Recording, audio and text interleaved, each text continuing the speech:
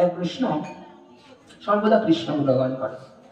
তো কৃষ্ণ যেহেতু সর্বদা কৃষ্ণ গুণগান করে, তো কৃষ্ণ নামে মালা জপ করতে করতে করতে করতে আর স্বর্গ থেকে স্বয়ং বৈকুণ্ঠ রথ নেমে আসছে তার জন্য। তো বৈকুণ্ঠ রথ যখন নেমে আসছে, তখন বৈকুণ্ঠ রথের থেকে নামলো কারা? ওই যারা বিষ্ণু, যারা সমপারিষদ, তারা এসে দাঁড়ালো। বিষ্ণু দূতেরা বললেন, চলো তোমার জন্য স্বর্গরথ এসে, তুমি জ্যান্ত যাবে স্বর্গে। কেন? তুমি সবসময় কৃষ্ণ নাম করতে করতে তোমার দেহ হয়ে গেছে সিদ্ধ। কিন্তু আমি বৈষ্ণব তো ভাবছি আমি একা একা কেন স্বর্গে যাব? তো আমার এই যে বহু ছেলে মেয়ে আছে, তাদেরকে আমি একটু বলি যেন তারাও আমার সাথে স্বর্গে যায়। এটা হলো বৈষ্ণবের ভাব। বৈষ্ণবের লক্ষণ কি? আমি একা একা কিছু আস্বাদন করব না। পাড়াতে কৃষ্ণ গুণগান হয় অথবা হরি নাম শোনার জন্য আরো চারজনকে মন থেকে উৎফুল্ল করে ডাকতে হয় যে আসো। বলে ওখানে একজনা এসেছে, কে জানো, হেলিকপ্টারে করে নামবে, নেতা এসেছে বক্তৃতা দেবে, চলো চলো চলো, আমাদের লক্ষ্মীর ভান্ডারতে না যেয়ে আর পারি নাকি। হরে কৃষ্ণ। ভুল করবেন, মার্জনা করবেন। তো নেতা নেত্রী যে আসুক না আসুক সেটা পরের ব্যাপার। কিন্তু যদি ভাগবতী পাঠের কথা বলছি, এই যে আজ কৃষ্ণ গুণগান করছেন ওই বৈষ্ণব, আজ স্বর্গ থেকে বৈকুণ্ঠরথ যখন এসে গেছেন, আজ বৈকুণ্ঠরথ আসার পরে সমস্ত সবাইকে বলছেন, কি বলছেন? চলো আমরা সবাই মিলে স্বর্গে যাব। তাই স্ত্রীকে যখন বললেন, স্ত্রী ভাবছেন আমি একা কেন যাব, আমি আমার ছেলে মেয়েগুলোকেও বলি। ছেলে মেয়ে বলছে আমি কেন যাব, আমার ছেলে মেয়েগুলোকে বলি। এখন ছেলে মেয়ে নাতি পুতি সবাইকে বলছেন সবাই মিলে আজ যাবে। হয়তো আমরা পুরে যাবো, হয়তো ও বৈষ্ণব তো বলছে আমি স্বর্গে যাব।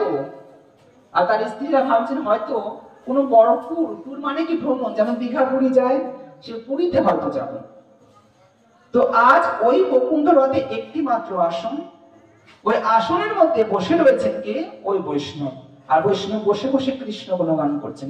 স্ত্রী বলছে, কি গো, একটা মাত্র আসন, তুমি বসে গেছো, আমরা যাব কোথায়? তখন তার যে বিষ্ণু দূতেরা ছিল তারা বলছে, একটা মাত্র আসন, কেউ কিন্তু আর উঠতে পারবে না। বৈষ্ণব বলছে, এক কাজ করো, তুমি আমার পা ধরো।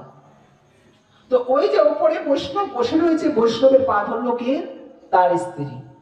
স্ত্রীকে বলছেন, তার ছেলে বলছে, মা আমি কোথায় যাবো, তুই আমার পা ধর। এমন বৈষ্ণব একটি আসনে বসে রয়েছেন, আর বৈষ্ণবের পা ধরেছে তার স্ত্রী, আর স্ত্রীর পা ধরেছেন তার ছেলে, ছেলের পা ধরেছেন তার বউ, আর তার নিচে তার নাতিপুতিরা, অর্থাৎ ওই শ্বশুর শাশুড়ির নাতিপুতিরা পর্যন্ত পা ধরে ধরে ঝুলে ঝুলে এমন করে যাচ্ছেন উপরের দিকে, স্বর্গের দিকে। এখন রথ টান দিচ্ছেন আর স্বর্গের দিকে যাচ্ছে। দেখেন আমি কোন কথা বলার জন্য এই কথাটা বললাম, আসক্তি থাকলে কি হয়। তো এখন তাদের মধ্যে আসক্তি কি? ওপর থেকে বৌমা বলছেন, ও মা, মানে ওই যে কৃষ্ণ ভক্তরা কৃষ্ণ গুণগান করছেন, তার স্ত্রী বলছেন, বাগানে তো মূলা ভুঁই করে এসছি, কিন্তু মূলা ভুঁই তো জল দেওয়া হলো না, কি ব্যাপার? 4-5 দিনের জন্য যাচ্ছি, যদি মূলা ভুঁইয়ে জল না দিতে পারি তাহলে কি হয়ে যাবে? মূলা গুলো তোমার লাল হয়ে যাবে, রং ধরবে না, বাজারে বিক্রি হবে না। ঠিক আমাদের আশপাশে শশার ফুটি আছে না, আমরা এরকম ভাবনা ভাবি। হরে কৃষ্ণ। তো ওই যে ভাবনা যে মূলা ভুঁইয়ে জল দেবো, কেমন করে জল তো দিয়ে আসা হলো না। হায় রে ভগবান, যখন বলছে হায় রে ভগবান, তখন ওখান থেকে হঠাৎ করে নিচ থেকে বৌমা বলছেন, মানে শাশুড়ির বৌমা, ও মা, তোমার বাগানে আমার মূলা বসালে কবে থেকে, বললে না তো? আচ্ছা তোমার মূলা কত বড় হয়েছে? আর যখন বলছে মূলা কত বড় হয়েছে, তখন ওই বৈষ্ণবের পা ছেড়ে দিয়ে তার স্ত্রী বলছেন এত বড় মূলা হয়েছে। এবার ভাবেন, যখন বলছে এত বড় মূলা, তখন তত্ত্ব করে সবাই হাত ছেড়ে দিয়ে নিচে এসে পড়লো ধপাস করে। আসক্তি থাকলে কি হয়? আসক্তি থাকলে বৈষ্ণব হোক আর সাধু হোক, সে নির্বাণে ধাবিত হয়। আর অনাসক্তি ব্যক্তি কি হয়? সর্বদা কৃষ্ণ গুণগান করতে করতে স্বর্গে গমন করে। হরি হরি বল। তো আমাদেরও যদি আসক্তি থাকে, এখানে এসে, গরম তো নতুন নতুন পড়েছে, ফাল্গুন মাসের গরম শেষের দিকে, যদি তরকারি না জাল দিয়ে আসি, যদি তরকারি না জাল দিয়ে আসি, পাঠক তো 1 ঘন্টা 2 ঘন্টা বসেই রাখবে, তাহলে তো পচে যাবে, তো বাড়িতে গিয়ে খাবো কি? এটা আমাদের মনেরও আসক্তি অনেকের। তো এই যদি আসক্তি থাকে, তাহলে 1 ঘন্টার পাঠ শুনতে আসলেও আমরা কিন্তু কিছুই নিয়ে যেতে পারবো না। তো ভাগবতীয় পাঠে আসলেও অনাসক্তি চিত্তে কৃষ্ণ গুণগান শুনতে হয়। হরে কৃষ্ণ। তো আজ জ্ঞান বলছে সব থেকে সর্বশ্রেষ্ঠ হলো জ্ঞান। তো এই জ্ঞানের মধ্যে ভগবানকে পাওয়া যায়। মীরাবাই, ছোট্ট একটি কথা বলি, মীরাবাই তার ভজনের মধ্য দিয়ে বলছেন, তার মীরাবাইয়ের সখী তার ভজনের মধ্য দিয়ে বলছেন, আচ্ছা সখী, এই পৃথিবীতে বলতে পারিস মাটির থেকে ভারী জিনিস কি আছে, আর জলের থেকে পাতলা জিনিস কি আছে, এই কাজলের থেকে কালো জিনিস কি আছে, আর আগুনের থেকে তেজ আর কি আছে? তখন মীরাবাই তার ছোট্ট ভজনের মধ্যে দিয়ে বলছেন, সখী রে, তুই জানিস এই জীবনে মধ্য এই যে মাটি, এই মাটির থেকে ভারী হলো কোন ব্যক্তির করা পাপ। একটি পাপ হলো মাটির থেকেও ভারী জিনিস হলো পাপ। আচ্ছা, তাহলে জলের থেকেও পাতলা কি? জলের থেকেও পাতলা হলো মানুষের জ্ঞান। এই জ্ঞানের মাধ্যমে মানুষ বিবেকী কাজগুলো করে, আর অজ্ঞান বশত মানুষ অবিবেকী অর্থাৎ পাপ যুক্ত কাজগুলো করে। আচ্ছা, তাহলে আগুনের থেকেও তেজ কি? আগুনের থেকেও তেজ হলো মানুষের ক্রোধ বা রাগ। রাগ এমন একটা জিনিস, এই রাগের ফলে একটা সংসারে বিনষ্ট হয়ে যেতে পারে। এই রাগ কি করে? সংসার একটা যে কোনো সংসারকে ভাঙচুর করে দিতে পারে রাগ। আচ্ছা, তাহলে চোখে এই চোখে বললাম কাজল, কাজলের থেকেও কালি কি? কালো জিনিস কি? তখন বলছেন, সখী রে, এই যে আমাদের কাজল তো ধুলে উঠে যাবে, কিন্তু কোন ব্যক্তির যদি মনে যদি কলঙ্কের দাগ লাগে, সে কলঙ্কের কালি কি আর কোন ধুলে ওঠে রে? কখনো কলঙ্কের দাগ কোন মানুষের মধ্যে থেকে ওঠে না। তাহলে ওঠে কখন? যখন সে সদ্গুরুর আশ্রয় নেয়। তখন আশ্রয় নিয়ে গুরুকে বলতে হয় কি, জানিস সখী, ও মনে বাবলা গাছের কষ লেগেছে, ও গুরু ধুয়ে দাও সে জ্ঞান সাবানে। কোন জ্ঞান? সেই জ্ঞান। গুরু যখন আমাদের কামবীজ কাম গায়ত্রী মন্ত্রে আমাদের দীক্ষিত করে, তখন গুরু আমাদের সেই জ্ঞান, জ্ঞানের মাধ্যমে সাবান আছে গুরুর কাছে, সেই জ্ঞান রূপ সাবানের মাধ্যমে আমাদের এই মনের ময়লা দূর করে, এই মনের কালি দূর করে। ও গুরু ধুয়ে দাও সে জ্ঞান সাবানে। বলো বলো গুরুদেব, গুরু আমার মনের মহিলা যাবে কেমনে? এটা হলো গুরুদেবকে প্রশ্ন করতে হয়। তো জ্ঞান যেহেতু এসেছে, তো জ্ঞান হলো সর্বশ্রেষ্ঠ। এই জ্ঞানের মাধ্যমে ভগবানকে পাওয়া যায়, আর অজ্ঞানের মাধ্যমে শুধু অহংকারী যারা পাপ কাজ করে তারা। আর জানবেন ভগবতী আসলে যদি আসি কখনো, অহংকার হোক আর দম্ভ হোক, কোন অহংকারী দম্ভ ব্যক্তি যদি হয়, সে অহংকারী ব্যক্তি দম্ভ ব্যক্তি অজ্ঞান বশত সে অহংকার করতে পারে, কিন্তু সে তার কখনো অহংকারের বলে যতগুলো কর্ম করুক না কেন, সমস্ত কর্মের নিষ্কৃতি কখনো সে পায় না। অহংকারের যদি হয় কখনো, দম্ভ যদি হয় কখনো, জ্ঞানের মাধ্যমে সে যদি তাকে বিনষ্ট করতে পারে, তাহলে তাকে ভগবতী আসনে আসতে হয়। হরে কৃষ্ণ। পরে কি বলছেন?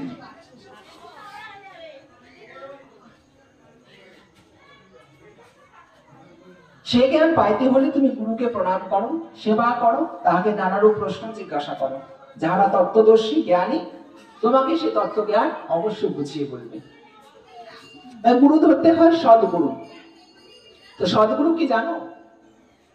এখন অনেকে নিরামিষ খায়, তো নিরামিষ যেহেতু খায়, তো নিরামিষ খেয়ে দেখি রাস্তায় রাস্তায় মোড়ে মোড়ে কোণে কোণে এখন অনেক গুরু হয়ে গেছে। তো গুরুর কথা কোন গুরু? সদ্গুরু। গুরু শব্দের অর্থ কি? সংস্কৃত শব্দ গয়েহস্যু শব্দের অর্থ অন্ধকার, আর রয়েহস্যু শব্দের অর্থ আলো। যে ব্যক্তি অন্ধকার জগৎ থেকে আলোর দিশারি দেখাতে পারে, একমাত্র সেই হলো গুরু। তো গুরু যদি এমন ধরতে হয়, যখন দেখবেন গুরু ধরার পর নিজের পরিবর্তন ঘটাতে পারছে, তখন জানবেন যে এ হলো সদ্গুরু। আর যখন দেখছেন না, ওই গুরু ধরার পর আপনি আরো অনাচারে কুনাচারে চলে যাচ্ছেন, তখন জানবেন সদ্গুরু আপনাকে মন্ত্র দিলেও আপনার সেই মন্ত্র যাবে বিফলে। হরে কৃষ্ণ। কৃষ্ণ গুণগানের সময় এত কথা বলবেন আশপাশে, এতে দিগ্ভ্রষ্ট হয়।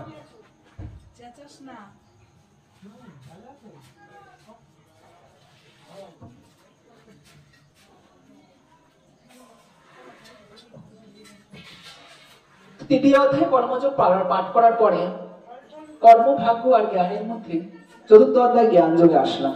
তো এই কর্মভাগ্য জ্ঞানের মধ্যে একদিন কে বড় তা নিয়ে একটু বাদ বিতণ্ডা লেগেছে। বাদ বিতণ্ডা মানে মারামারির মতো এক পর্যায়ে চলে এসছে।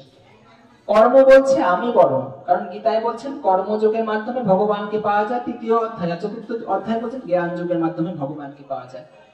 তো এই কর্মযোগ আর জ্ঞান যোগের মধ্যে যখন মারামারি লেগেছে, মাঝখান থেকে ভাগ্য এসে তার কাছে উপস্থিত হয়েছে। ভাগ্য বলছে কেন আমি কেন বড় হব না।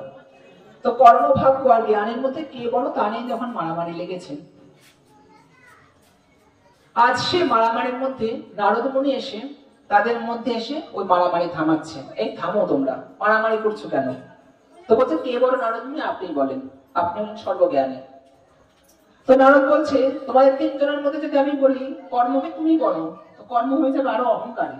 ভাগ্যকে যদি বলি তুমি বলো, ও হয়ে যাবে অহংকারী।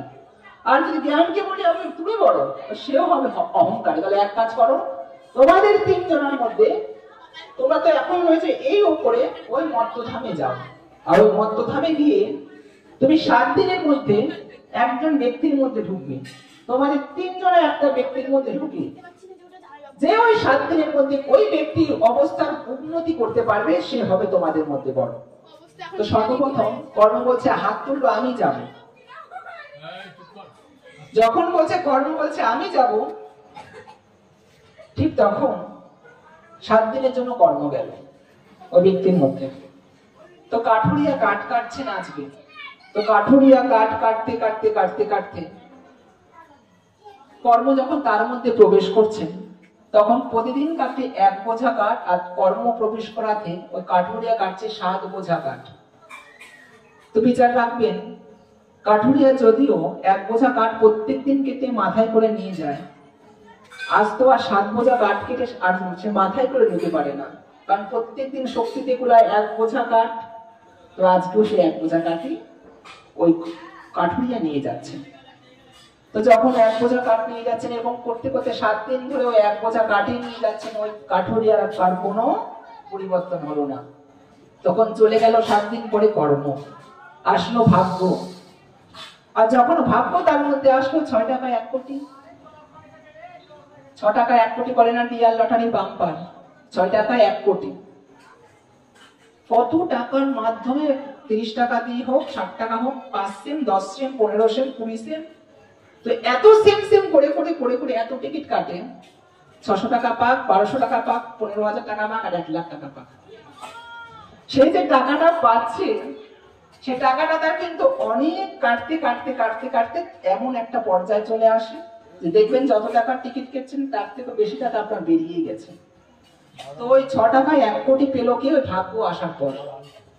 তো যখন 6 টাকায় 1 কোটি পার পেল, তার ছিল আশপাশে আরো সভাসদরা। সভাসদরা কেমন জানেন? মাতাল সভাসদ। আর যখন মাতাল সভাসদরা ছিল, দেখবেন 5 টাকা কিন্তু কৃষ্ণ ভক্তি কোনো আশ্রমে দিতে গেলে এখন হাতে বাজে, কিন্তু বন্ধুকে নিয়ে 5,000 টাকা মদ খাওয়ার সময় কিন্তু তখন কখনো হাতে বাজে না। 5 টাকা শুধু কৃষ্ণের চরণে দেব, তা দিতে মন চাইবে না। আর বাগানে আসবে, অন্ধকার চুক্তিতে যাবে, গিয়ে 5,000 টাকার মদ কিনে খাবে, চাঁদা তুলে খাবে, তখন কিন্তু আর মাইন্ডে বাঁচবে না। তো আজ যখন সেটা করছে না, ভাগ্য যখন 6 টাকায় 1 কোটি তার পেয়ে গেল, তখন সে তার বন্ধু বান্ধবীকে নিয়ে ওই ভাটিতেই গেল। আর ভাটিতে গেল, ভাটিতে গিয়ে আর ওই 7 দিনের মধ্যে টাকা পয়সা ইন্টার চারিদিকে দিয়ে আরো নষ্ট হয়ে গেল। 7 দিনের মধ্যে তার কোনো কাঠুরিয়ারও আর উন্নতি হলো না। আজ কাঠুরিয়ার যখন উন্নতি না হলো, সে 7 দিন পর তার মধ্যে আসলো কে? এই আসলো জ্ঞান। কর্ম চলে গেল, ভাগ্য চলে গেল, এবার আসলো জ্ঞান। দেখেন না, জ্ঞানের মাধ্যমে আজ জ্ঞান বর্ণনা হচ্ছে, জ্ঞানের মাধ্যমে ভগবানকে কি করে পাওয়া যায়।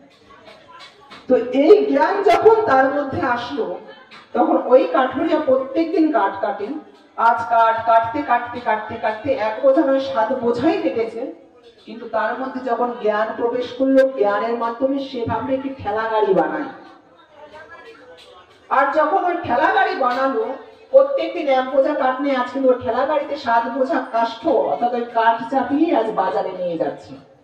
আর এরকম প্রত্যেকদিন ওই 7 বোঝা কাঠ নিতে নিতে নিতে নিতে 7 দিন পরে তার অবস্থার আজ উন্নতি ঘটলো। আর যখন তার অবস্থার উন্নতি ঘটলো, জ্ঞান আর 7 দিন পর চলে গেল, চলে গিয়ে দেখছেন আজ নারদ মুনিকে প্রশ্ন করছেন কে বড় তাহলে ওই জগতে? ওই তোমাদের মধ্যে বিচার করে দেখো কে বড়। তার মানে কর্ম গিয়ে কোনো কর্ম করতে পারেনি, ভাগ্য গিয়ে কোনো কিছু করাতে পারেনি, আর জ্ঞান এসে আজ কি করলো? ওই কাঠুরিয়াকে বড় করে দিল। তার মানে যখন কোনো ব্যক্তির মধ্যে জ্ঞানের উন্মেষ ঘটে, সে তখনই তার কাজগুলো ধর্মযুক্ত কাজ করে। আর যখন জ্ঞান তার মধ্যে, জ্ঞান তার থেকে সরে গিয়ে অজ্ঞান এবং এই মায়ার বন্ধনে আবিষ্ট হয়ে যায়, তখন সে পাপ কর্মগুলো করে।